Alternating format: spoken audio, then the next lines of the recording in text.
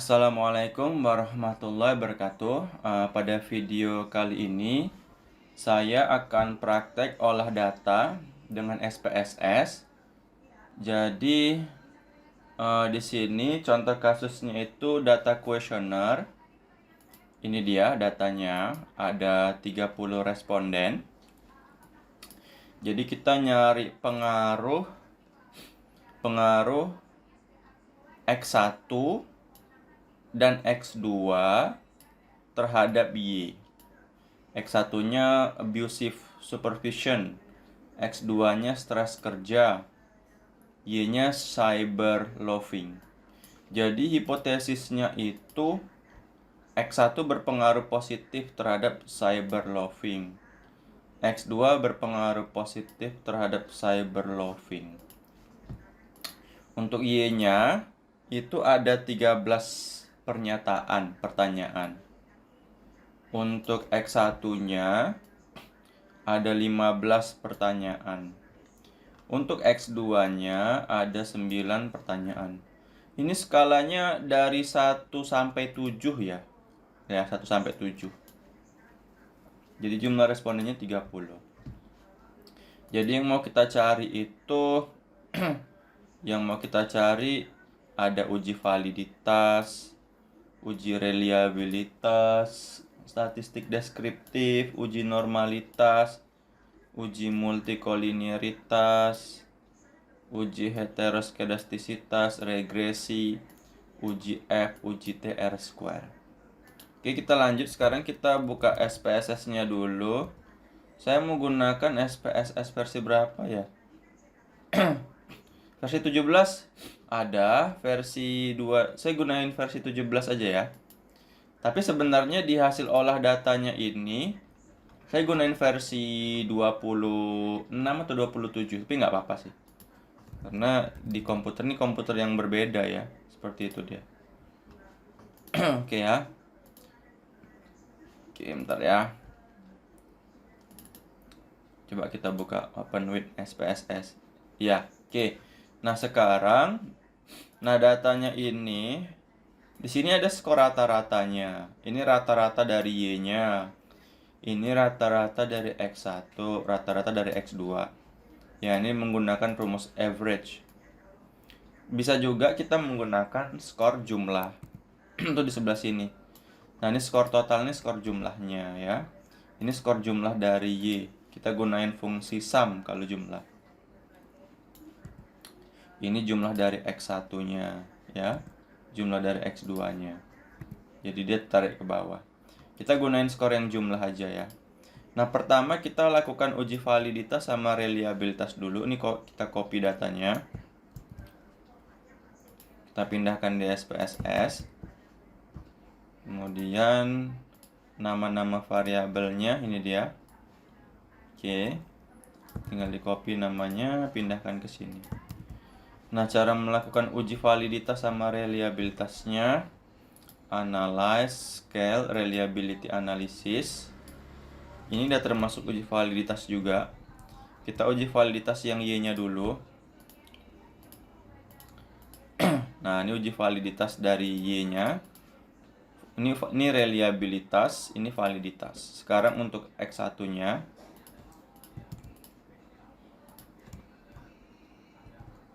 Nah, ini untuk X1-nya. Nah, ini validitas, ini reliabilitas, ini validitasnya. Sekarang untuk X2-nya.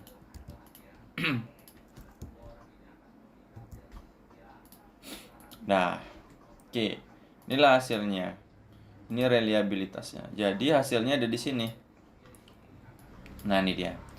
Jadi ini namanya R hitung ya, R hitungnya. Dari mana nilai R hitung ini? 0,766, 0,765, 0,762 dan seterusnya. Itu diambil dari sini. Nah, ini dia. Di kolom corrected item total correlation 0,766, 0,765 sampai si X2-nya yang terakhir X29 0,529 nih. Sama nggak di sini? Sama ya nih. Jadi kalau lebih besar daripada 0,361, R-tabelnya valid. Jadi dia valid semua nih. Dari mana R-tabelnya? Harus buka tabel R. Nah, kan jumlah respondennya 30. Tapi kita harus mencari derajat bebasnya. N dikurang 2. 2 itu udah ketentuannya. 30 dikurang 2, 28. Berarti kita lihat yang baris 28 ini. Nah, lihat di R tabelnya nih 0,361. Itu dia cara dapetinnya.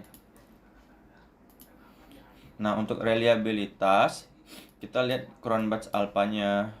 Jadi lihatnya di sini. Cronbach's alpha untuk Y 0,922. Cronbach's alpha untuk X1 0,948. Cronbach's alpha untuk X2 0,899. Nih, ya udah. Oke, berarti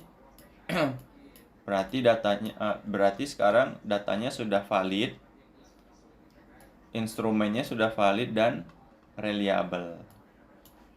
Nah, sekarang kita mau nyari deskriptifnya nanti aja. Kita normalitas, multicol, hetero, regresi, UCF, UJT, R-square. Nah, sekarang ini kita close aja. Kita copy data totalnya di sini kan. Nah, ini kan data totalnya kita copy semuanya. Ini kita copy. Kemudian kita pindahkan di sini. Nah, di sini kita buat ada Y, X1, X2. Kemudian nah, ini Y-nya.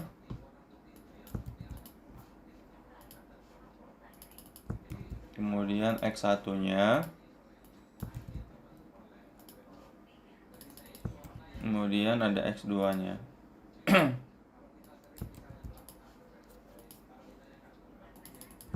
Nah, oke. Caranya analyze regression linear. Y-nya di dependent. X1, X2-nya di independent. Statistik ini untuk multicol, uji multicol linearitas. Continue plot. Ini untuk normalitasnya, ini untuk heteronya, heteroskedastisitas, ini untuk normalitas. Ini juga untuk normalitas sih, sama hetero bisa. Oke. Nah, ini kan hasilnya muncul nih kan. Terus dia akan muncul variabel baru sih, namanya residual. Nah, ini untuk uji normalitasnya. Analyze non-parametric one sample. Nah, kita ambil yang res ini. Nah, itu dia. Pilih exact, di sini pilih exact. Continue, oke. Nah, muncul nih hasilnya.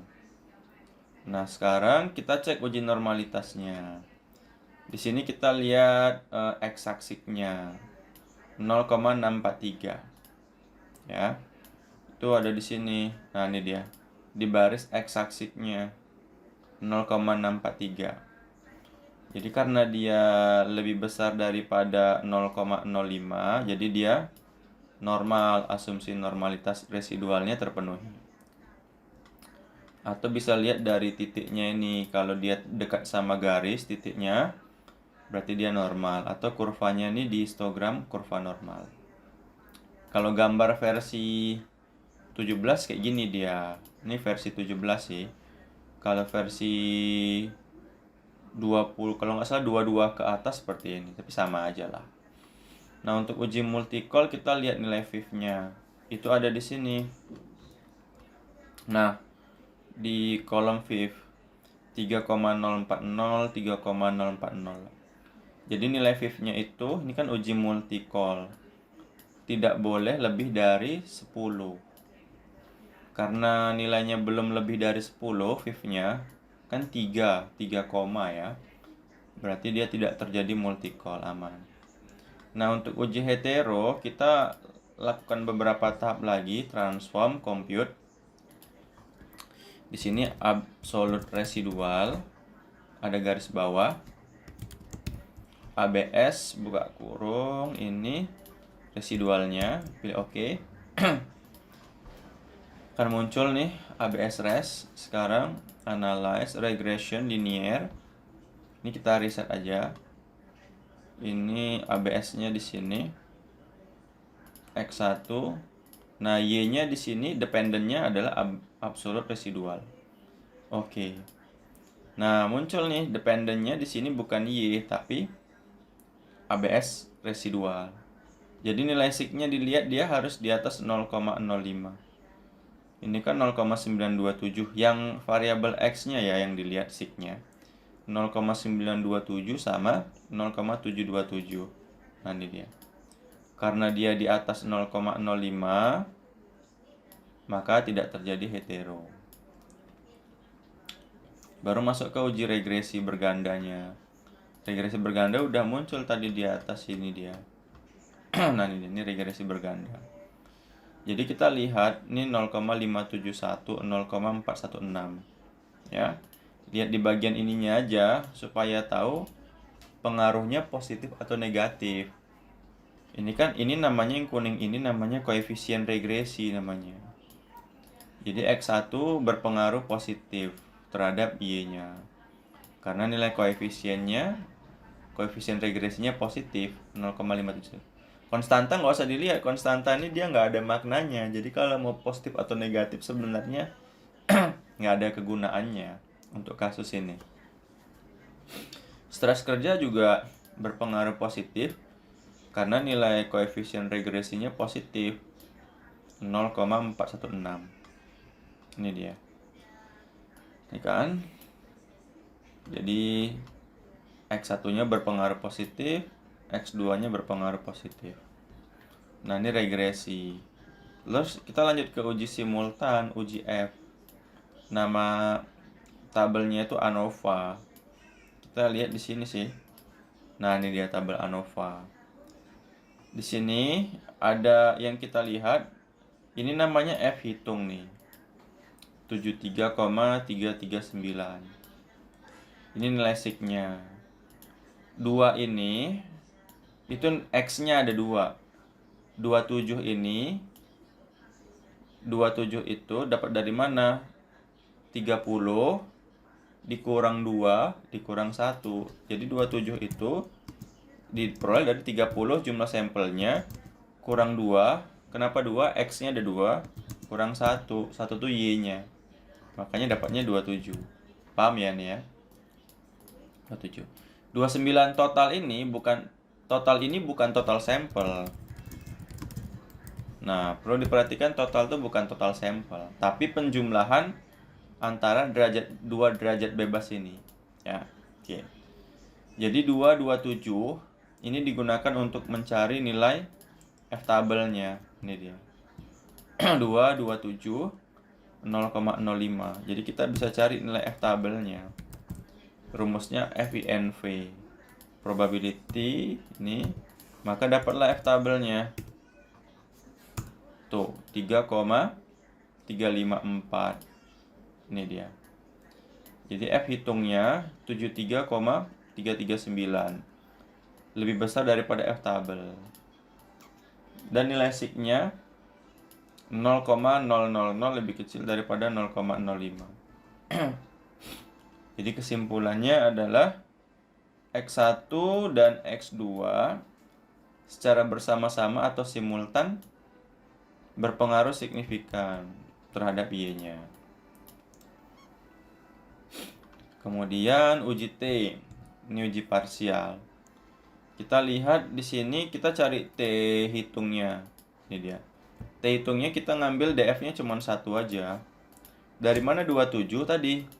30 jumlah sampelnya dikurang X-nya 2, 30 dikurang 2 dikurang 1, makanya 27. Jadi untuk mencari T tabelnya ya, ini dia.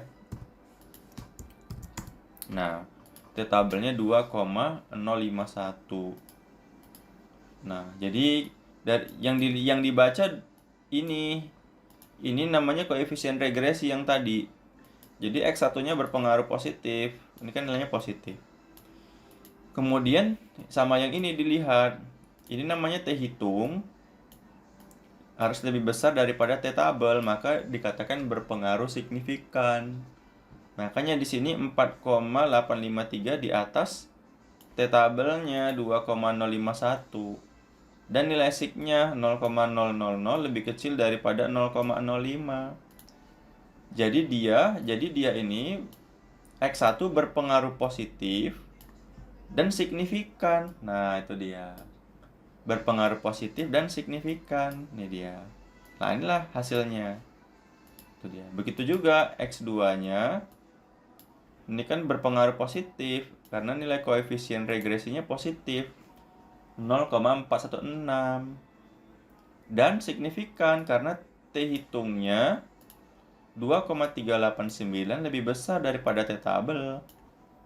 Dan nilai signya 0,024 lebih kecil daripada 0,05. Maka kesimpulannya X2 berpengaruh positif dan signifikan terhadap Y-nya. Itu dia. Baru terakhir lihat nilai R square-nya. Itu di sini. Nah, ini dia R square-nya. Nilainya 0,845. Tuh kan? Jadi 0,845 artinya X1 dan X2 mempengaruhi Y sebesar 84,5%. Sisanya 15,5% dipengaruhi oleh faktor-faktor yang lain. Nah, di sini sudah selesai semuanya penjelasannya. Itu dia. Untuk deskriptif, sebenarnya lihat dari sini aja deskriptif. Nah, ini dia. Nah, ini deskriptif. Untuk pertanyaan Y yang pertama, yang jawab 1 ada 12 orang. Untuk pertanyaan Y1, yang jawab 2 ada 3 orang. Untuk pertanyaan Y1, yang jawab 3 ada 1 orang, dan seterusnya. Untuk pertanyaan Y2, yang jawab 1 nggak ada, 0, dan seterusnya. Itu sih deskriptif, menunjukkan jumlah-jumlahnya aja. Oke teman-teman, semoga bermanfaat. Mohon maaf atas segala kekurangan. Assalamualaikum warahmatullahi wabarakatuh.